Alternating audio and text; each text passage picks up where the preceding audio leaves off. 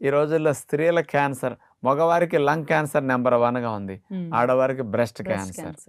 కాబట్టి ఇలాంటిది రాకుండా చుక్కకూర అద్భుతంగా పనికొస్తుంది. అంటే రేపటి నుంచి ఆడవారు మార్కెట్‌లో చుక్కకూర కనపడితే వదలకుండా తినేయాలి. అవును. ఇక్కడ ఇంకోటి గుర్తుపెట్టుకోవాలి. కాస్త ఎప్పుడన్నా మునగాకు, కరివేపాకు, వెజిటబుల్ జ్యూసుల్లో వేసుకుంటే మంచిదని మనం చెప్తాం కదా! ఏమన్నా పుల్కా పిండిలో కూడా ఇంకాస్త కలుపుకుంటే, అవును. మునగాకు, మెంతికూర కలుపుకోమంటాం. హ్మ్. కానీ చుక్కకూర అలా పచ్చిది వాడొద్దు. ఇది గుర్తుపెట్టుకోవాలి. ఎందుకంటారా? పచ్చి చుక్కకూరలో ఆక్సలేట్స్ ఎక్కువ ఉంటాయి. హ్మ్. అవి లోపలికి అట్లా ఎక్కువ మొత్తంలో వెళితే కిడ్నీలో స్టోన్స్ వచ్చే అవకాశం ఉంటుంది. ఓకే. వండి తిన్నప్పుడు ఆక్సలేట్స్ తగ్గుతాయి. అందుకని చుక్కకూరని వండే తినాలి. హ్మ్. పచ్చిగా వాడకూడదు. జ్యూసుల్లో వేసుకోకూడదు. ఈ హంగేరియా వారు దేశం వారు నిరూపించింది ఇంకోటి ఉందమ్మా. ఈ చుక్కకూరలో ఉండే ఫినోలిక్ యాసిడ్స్, ట్రైటర్పిన్స్, హ్మ్. యాంతోక్వినోన్స్ ఇట్లాంటివన్నీ